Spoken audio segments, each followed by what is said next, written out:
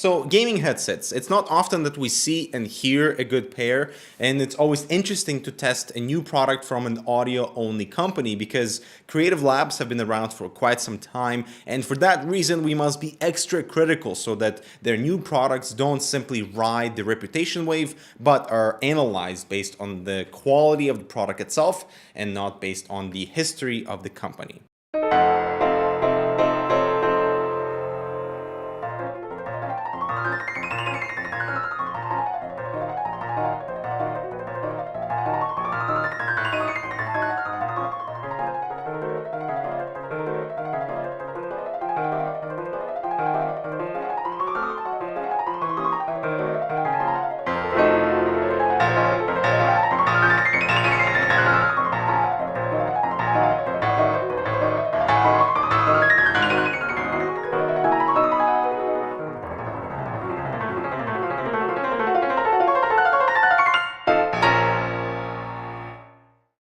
And so the H5 gaming headset is a $99 product, which I think is acceptable for the gaming umbrella. The resemblance to the HyperX Cloud is there with an almost identical frame, but the ear cups here are larger with reduced clamping force. I think Creative have a really solid product in their hands since the H5 meets my recommended requirements for an everyday multi-hour headset since it's built well. The minimal use of plastic is refreshing. It means it does not crack in any way. The aluminum frame around the ear cups is nice, but why would they put a brushed aluminum plate on the sides? It just gets slapped with finger oils and I don't want to bother cleaning them. Plus that visible, very visible red X is a big no. It's like we have two steps forward in build quality and simplicity of the headphone, but a big jump back in design elements that ruin an otherwise perfect pair. The headband plus ear cups have leathery material that feel awesome. The ear cups are rectangular with decent depth, plus the clamping force is excellent. This is a very comfortable headphone, actually in the top 3 in my gaming selection, outcompeting the G633 in the comfort level, and even competing on the same level as the Game 1 from Sennheiser. They are closed back design that isolate very well, despite having ventilation or this bass port holes at the very top. The seal here is excellent, so you don't disturb others around you and vice versa, but venting your ears is inevitable because heat concentration is obviously present.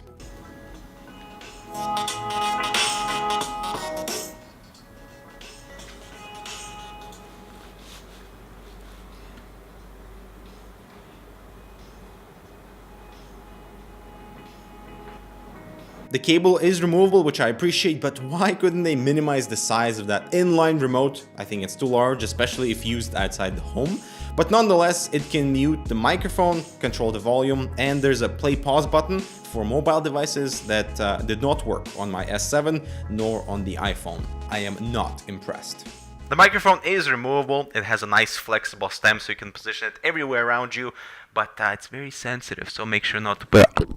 It has some noise cancelling properties as well, which, it picks up things. If you be typing on a keyboard, don't expect it to completely isolate, but it sounds a little nasally, kind of hollow, But it's so unfortunate when you compare the microphone quality on a sub $100 gaming headset to something like the Mod Mic 4.0, which sounds so much better. It's more clean, it's not as nasally, it's not as hollow. And why can't a gaming headset have a good microphone? That is the sole reason of buying a gaming headset, because you have a built-in microphone solution that's all enclosed, but that is the sole reason why most people gravitate towards their favorite pair of headphones and an external microphone for all their comms. So as part of accessories, we have an extension for PC use that separates the microphone and audio jacks from the single 3.5mm jack. And so far, the H5 is comfortable, it's built well, it isolates well. The microphone kind of sucks, but the sound signature is on point. And so what I'm looking for in the gaming headset is its ability to pick up detail, expand your audio environment, give you a fun frequency curve, nothing too flat because it becomes kind of boring, with a nice bass boost but without spill, nice treble extension that's almost approaching the brighter range but without harshness, and the mid range that is detailed with good separation, and all of that is present with the H5. As far as the soundstage goes, being a closed back design, I was pleased.